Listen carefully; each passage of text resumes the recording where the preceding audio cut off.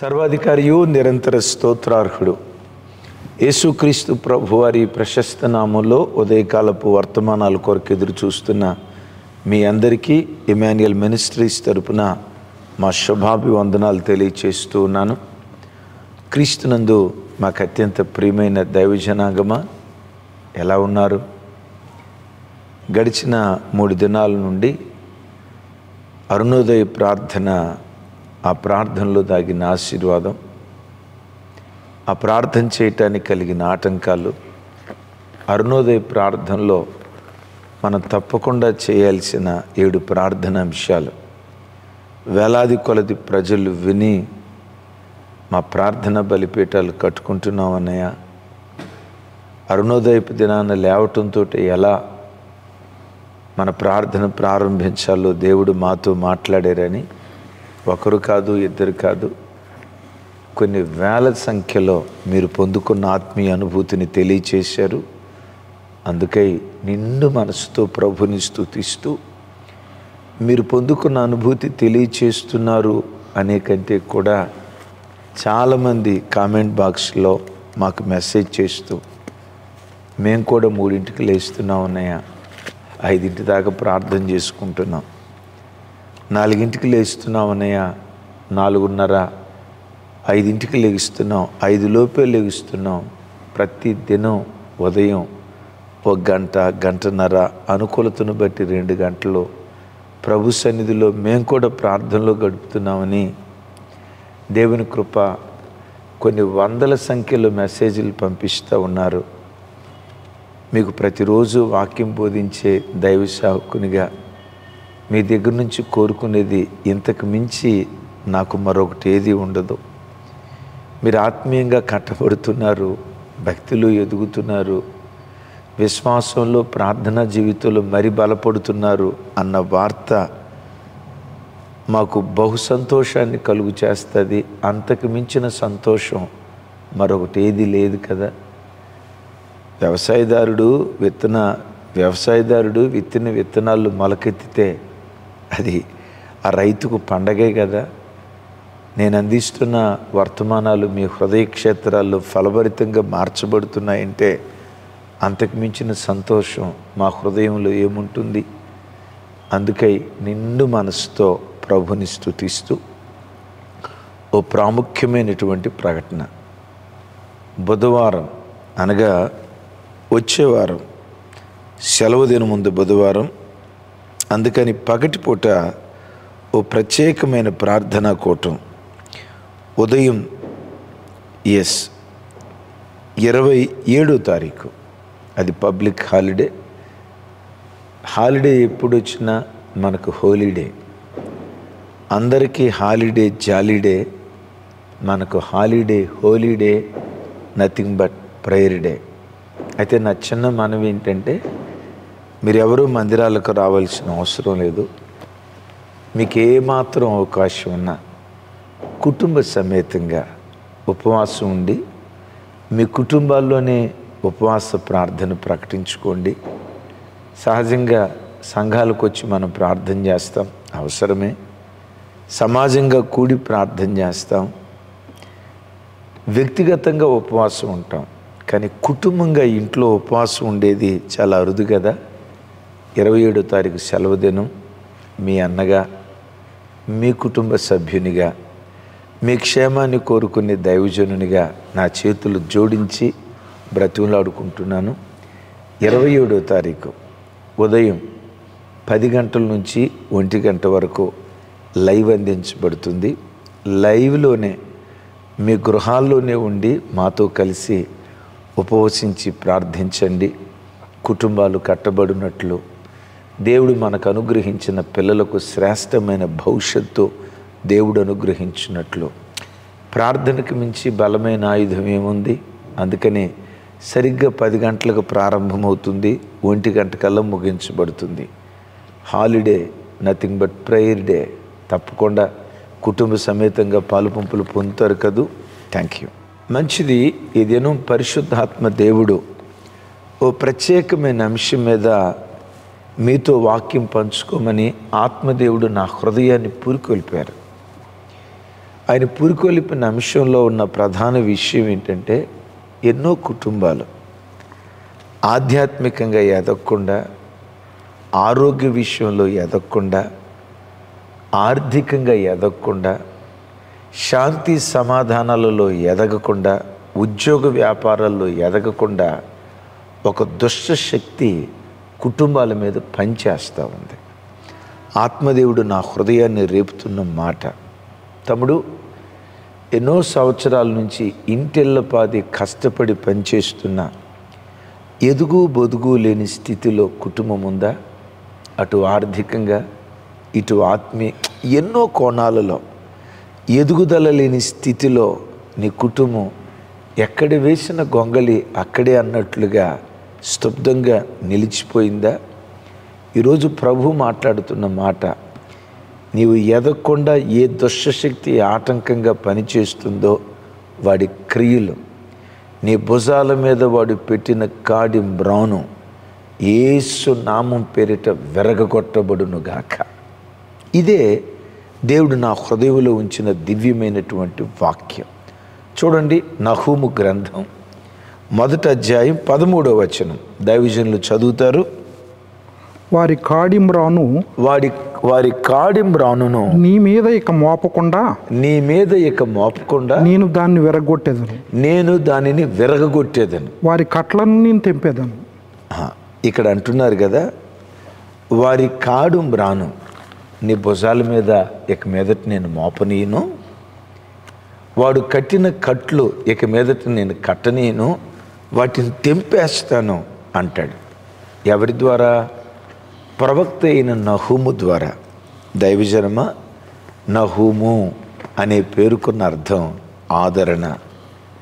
నీవు ఆరాధించే నీ దేవుడు నిన్ను ఆదరించేవాడు. ఎలా దేవుడు ఆదరిస్తాడు? 2 కోణాల్లో. ఒకటి, మాట ద్వారా ఆదరిస్తాడు, ఆ తర్వాత క్రియల ద్వారా ఆదరిస్తాడు. దేవుడు తన భక్తుల జీవితాల్లో ఏదైనా ఒక కార్యం చేయబోయే ముందు వాక్కు ద్వారా దేవుడు ఆదరిస్తాడు. వాక్కు ద్వారా దేవుడు ఆదరించాడంటే భవిష్యత్తులో క్రియ ద్వారా కూడా దేవుడు పని చేయబోతున్నాడు. తమ్ముడు, చెల్లి, ఈ ఉదయం దేవుడు నిన్ను ఆదరించమని నా హృదయాన్ని పురికొల్పినటువంటి మాట. యేసు నామం పేరిట ఈరోజు ఆదరణ వాక్యాన్ని ఇస్తున్నాడు. ఈరోజు, రేపో మాపో తన క్రియల ద్వారా దేవుడు నిన్ను ఆదరిస్తాడు. ఆమేన్. ఇక్కడ మాట్లాడుతున్న మాట, వారి కాడిమ్రాను ఇక మీదట నీ మీద మోపనివ్వను, వారి కట్లు ఇక మీదట నీ మెడ చుట్టూ కట్టనివ్వను, ఆ కాడిని నేను విరగ్గొడతా, ఆ కాడిమ్రానును విరగ్గొడతా, వాడు కట్టినటువంటి కట్లను నేను తెంచుతా అని అంటాడు. ఈ స్థలంలో ఇశ్రాయేలీల మీద అషూరు కాడి ఉంది. అషూరు దాస్యత్వంలో వాళ్ళు బ్రతకటాన్ని బట్టి ఇశ్రాయేలీలు ఎదుగు బొదుగు లేని స్థితిలో ఉన్నారు. రోజు రోజుకు అణచబడుతున్నారు ఇశ్రాయేలీలు. ఎక్కడ వేసిన గొంగలి అక్కడే అన్నట్లుగా ఆ కాడి వారి భుజాల మీద పెట్టబట్టాన్ని బట్టి రోజుకు అణచబడుతున్నారు. ఆ కాడి విరగ్గొడతానన్నాడే, ఎలా విరగ్గొడతానన్నాడో యెషయా గ్రంథంలో ఓ చక్కటి మాట అంటాడు. చూడండి ఆ మాట. యెషయా గ్రంథం 9వ అధ్యాయం 4వ వచనం చదవండి పాస్టర్ గారు. మిద్యాను దినమున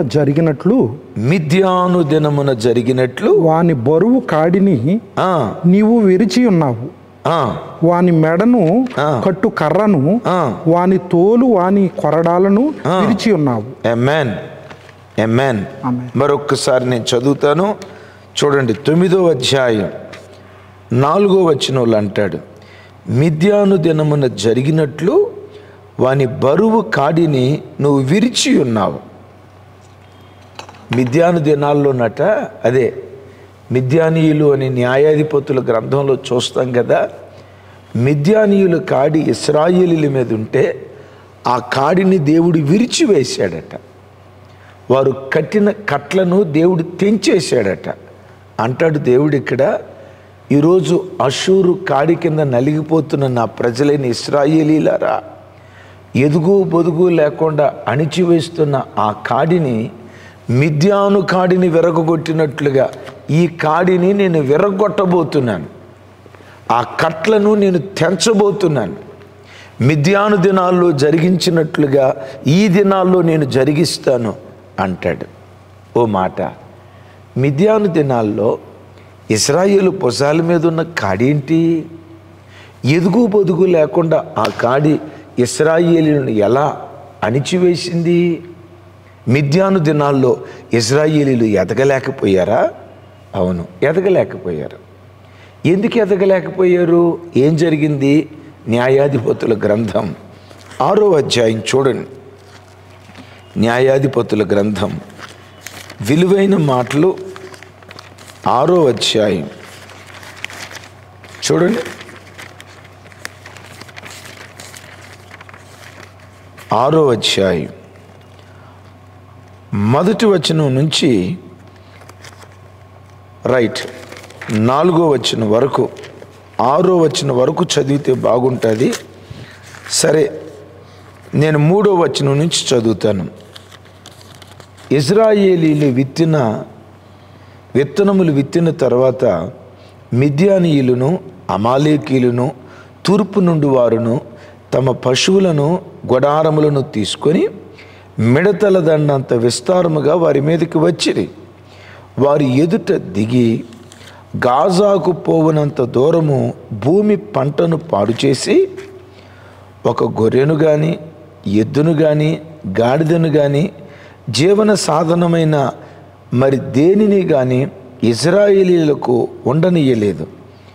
వారును వారి ఒంటెలను లెక్కలేకయుండెను. దేశమును పాడు చేయుటకు వారు దానిలోనికి వచ్చారు. ఇశ్రాయేలీలు మిద్యానీయుల వలన మిక్కిలి హీనదశకు వచ్చినప్పుడు వారు యెహోవాకు మొరపెట్టిరి. ఆ మాట చివరి మాట చదవండి. 6వ వచనం. దేశమును పాడు చేయుటకు వారు దానిలోనికి వచ్చిరి. ఇశ్రాయేలీలు మిద్యానీయుల వలన మిక్కిలి హీన దశకు వచ్చారు. వారు యెహోవాకు మొరపెట్టి. తమ్ముడు, ఏమని రాస్తుంది? మిద్యానీయుల వలన మిక్కిలి హీన దశకు వచ్చారు. తమ్ముడు, ఈరోజు ఈ వాక్యం వింటున్న నీ కుటుంబంలో ఏ మిద్యానీయుడి వలన నీ కుటుంబం హీన దశకు వచ్చింది? దీనస్థితికి వచ్చింది? ఆశలన్నీ అడుగంటిపోయి భవిష్యత్తంతా నేలపాలైపోయి శిథిలాలలో చిక్కుకున్న శిలలాగా నీ బ్రతుకు మిగిలిపోయిందా? ఏ మిద్యానీయుడి వలన నువ్వు మిక్కిలి హీన దశకు వచ్చావో ఒకసారి ఆలోచించు. మిద్యాను అనే మాటకు ఈ స్థలంలో 3 అర్థాలు చెప్తాను. నెంబర్ 1, వాస్తవంగా మిద్యాను అనే పేరుకున్న అర్థం ఏంటంటే కలహము, వివాదము. విన్నారా? నిజమే. ఎన్నో కుటుంబాలలో కలహము, వివాదము అనే మిద్యానీయుల వలన కుటుంబాలు హీన దశకు చేరుకుంటున్నాయి. ఎన్నో కుటుంబాల్లో దైవజనమా, శత్రువైన సాతాను ఈ కడవరి దినాల్లో చేస్తున్న భయంకరమైన పని ఏంటో తెలుసా? ఆ భార్యాభర్తలకు మంచి ఉద్యోగాలు ఉంటాయి, కానీ ఆ భార్యాభర్తల మధ్యలో సమాధానం లేదు. కలహం. పిల్లలు మంచి సాఫ్ట్వేర్ ఇంజనీర్లు. బాధాకరమైన సంగతి, తల్లి దగ్గరికి వచ్చి అమ్మా అని పిలవరు, తండ్రి దగ్గరికి వచ్చి నాన్న అని పిలవరు. ఒకే కప్పు కింద ఉంటారు. 4 రీతులుగా కలిసి భోజనం చేసి ఎంతకాలం అవుతుందో. తమ్ముడు, చెల్లి, ఈరోజు నీ ఇంట్లో కూడా కలహమనే మిద్యానీయుడు పనిచేస్తున్నాడా? చెల్లి, నా వైపు చూడు. గడిచిన రాత్రి నీ భర్తతో నీకేదైనా వివాదమైందా? ఏమో దేవుడు మాట్లాడుతున్నాడు. తమ్ముడా, విను. గడిచిన రాత్రి నిన్నటి దినాన భార్యతో వివాదపడ్డావా? ఆ కన్న తల్లిదండ్రులతో వివాదపడ్డావా? ఏడుస్తున్నావా? నా ఇంట్లో అన్నీ ఉన్నాయ్యా. కలహం కలహం కలహమనే మిద్యానీయుడు నీ ఇంట్లో ఉంటే మనల్ని మిక్కిలి హీనదశకు తీసుకొస్తాడు. తస్మాత్ జాగ్రత్త. రెండవది, మిద్యానీయుడు ఏం చేశాడో తెలుసా? 7 సంవత్సరాల పాటు విత్తనాలు విత్తిన దాకా మౌనంగానే ఉన్నారు. ఆ విత్తనాలకు నీళ్లు పోసిన దాకా మౌనంగానే ఉన్నారు. విత్తనాలు మొలకెత్తిన దాకా మౌనంగానే ఉన్నారు. ఇక రేపో మాపో పంట కోసుకుందాం అనే లోపు వాళ్ళు ఏం చేశారో తెలుసా? ఇక పంట కోసుకుందాం అనే లోపు ఆ పంట పొలాలను పాడు చేయటం, ఫలాలను దోచుకొని వెళ్ళిపోవటం. అంటే కష్టార్జితమంతా మిద్యానీయుడు దోచుకొని వెళ్ళాడు. విన్నారా? ఇది 1 సంవత్సరం జరిగింది కాదు. ఎన్ని సంవత్సరాలు? 7 సంవత్సరాలు. పై వచనాల్లో రాసి ఉంటుంది.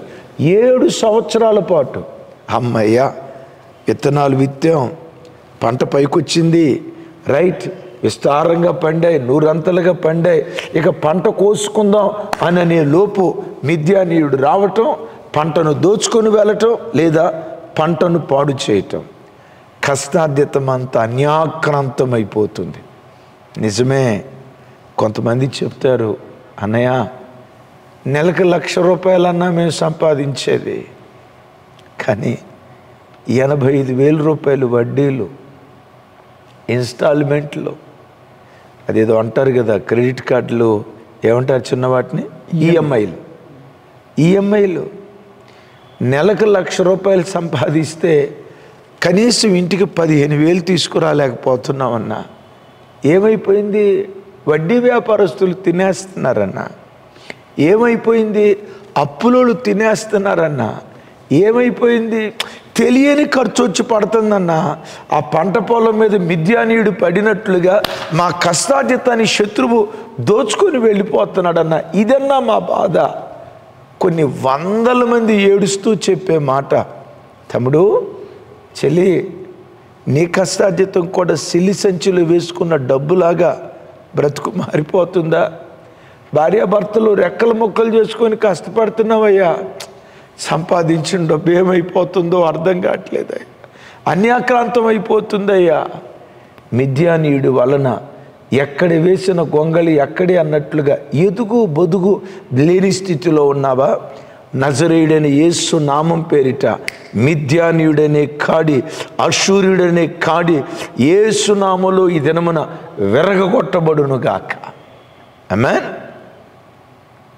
మిద్యానీయుడు కలహం, మిద్యానీయుడు కష్టార్జితాన్ని దోచుకునేవాడు. ఈ మిద్యానీయుడు మూడవది ఏం చేశాడో తెలుసా? జీవన సాధనమైనవి ఏవీ లేకుండా ఎద్దులను కానీ గాడిదలను కానీ జీవన సాధనమైన వాటిని కూడా తీసుకుని వెళ్ళిపోయాడట. ఏమండి, ఏదో అప్పులుంటే ఉన్నాయి, ఆ అప్పులు తీసుకోవటానికి ఉద్యోగం ఉంటే కదా మనం ఏదైనా బ్రతకగలిగేది. సాతాను ఏం చేస్తాడో తెలుసా?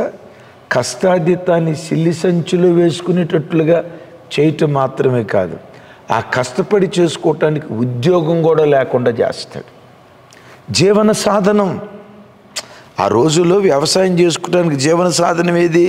ఎద్దులు, గాడిదలు. కానీ ఈడేం చేశాడట? ఎద్దులను కూడా తీసుకొని వెళ్ళిపోయాడట. తమ్ముడు, ఎంతో నమ్మకంగా ఉద్యోగం చేసిన సడన్గా ఆ ఉద్యోగ స్థలంలో నుంచి నేను తీసేశారా? ఇది మిద్యానీయుడి పని. గ్రహించు. ఎంతో నమ్మకంగా నువ్వు పనిచేసిన సడన్గా పని పాట లేకుండా ఊరకు అక్కడ మాటలు ఎక్కడ చెప్పేవాడికేమో ప్రమోషన్లు వచ్చి ఆ ఉద్యోగంలో నమ్మకంగా పనిచేసే నిన్ను అక్కడి నుంచి తీసేశారా? ఎలా బ్రతకాలి? ఒకవేళ పిల్లలు ఆ స్థితిలో ఉన్నారా? సాతాను ఉద్యోగం అనే జీవన సాధనం లేకుండా చేశాడా? మంచి డిగ్రీ ఉంది కానీ జీవన సాధనం లేదా? ఆ మిద్యానీయుడి వలన ఇశ్రాయేలీలు మిక్కిలి హీనదశకు చేరారట. మరి మిక్కిలి హీనదశకు చేరినప్పుడు ఏం చేశారు? వారు యెహోవాకు మొరపెట్టడం ప్రారంభించారు. తమ్ముడు, ఎంత హీనస్థితికి తీసుకెళ్ళినా, సాతాను ఎంత హీనస్థితికి నిన్ను తీసుకెళ్ళినా, నువ్వు శిథిలాలలో కూరుకుపోయినా, దేవుని సన్నిధిలో నువ్వు మొరపెట్టు. ఆయన సన్నిధిలో మొరపెట్టగలిగితే శిథిలాలలో నుండి శిఖరాల మీద కూర్చోబెట్టడానికి దేవుడు శక్తి కలిగినటువంటి వాడు. ఆమేన్. ఎంత భయంకరమైన శిథిలాల్లో నువ్వు చిక్కుకున్నా, అదో పాతాళములోకి నువ్వు దిగిపోయినా, అదో పాతాళం నుండి ఆకాశమంత ఎత్తుకు లేవనెత్తి అందలమెక్కించుటకు నీ దేవుడు శక్తి కలిగిన వాడు. ఏం చేశారు వీళ్ళు? యెహోవాకు మొరపెట్టారు. శిథిలాలలో చిక్కుకున్నావేమో, ఈ వాక్యం వింటుండగా మొరపెట్టు. ఈ వాక్యం వింటుండగా దేవుని దగ్గర ఏడు. ఈ వాక్యం వింటుండగా దేవుని సన్నిధిలో ప్రలాపించు.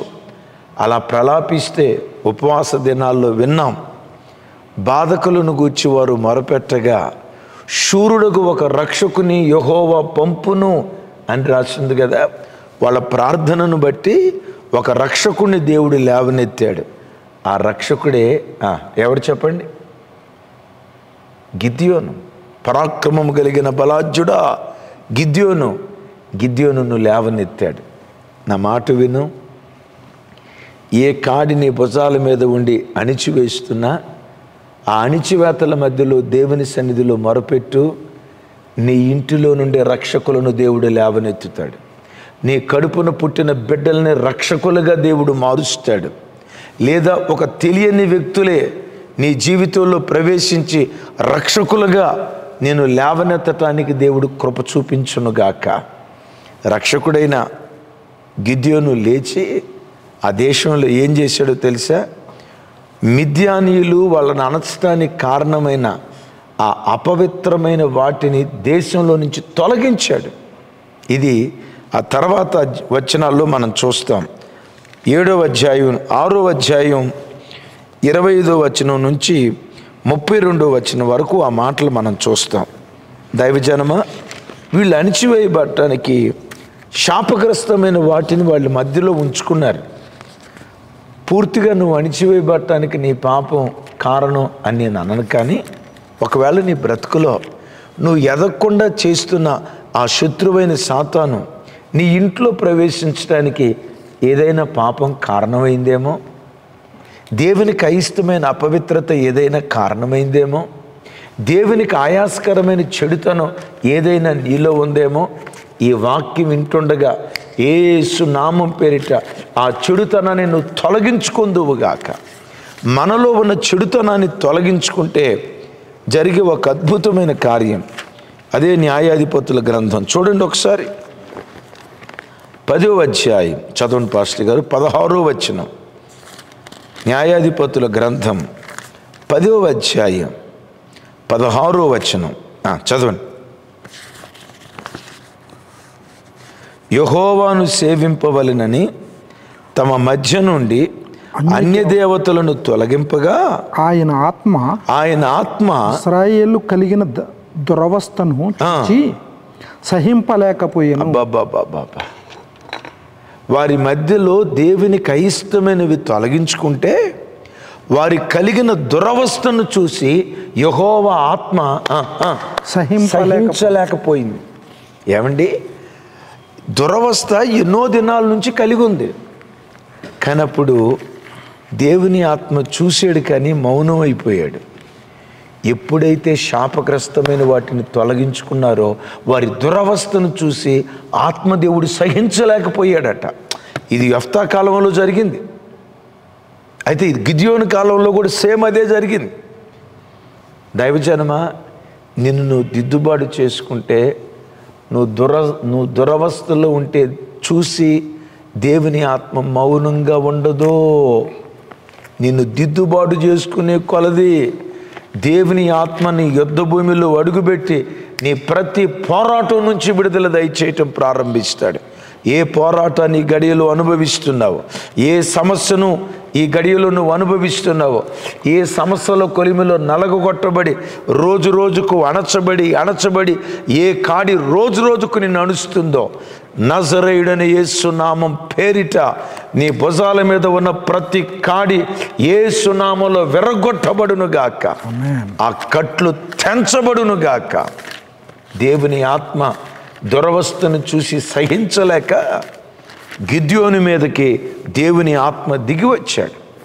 ఎప్పుడైతే ఆత్మదేవుడు దిగి వచ్చాడో చాలామంది యుద్ధానికి వస్తానని బయలుదేరారు.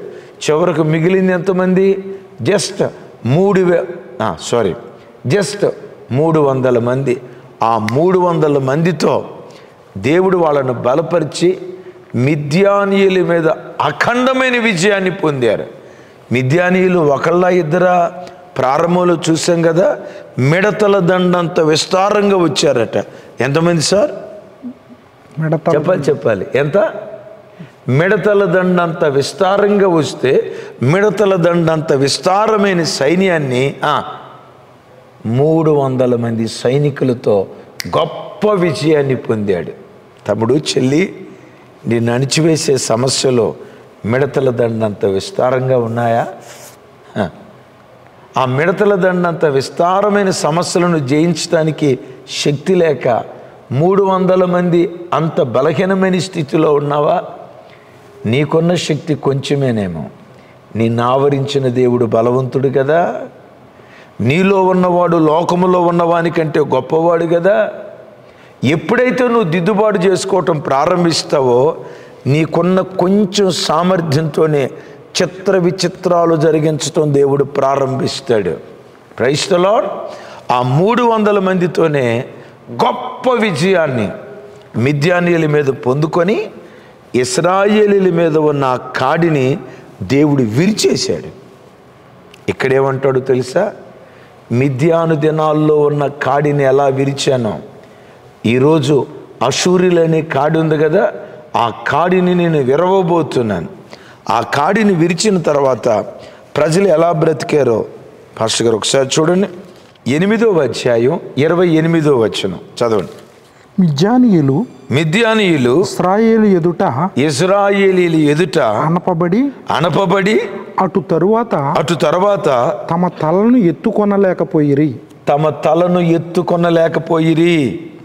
మిద్యాను దినములలో దేశము 40 సంవత్సరములు గిద్యోను దినములలో దేశము 40 సంవత్సరములు నిమ్మళముగా ఉండెను.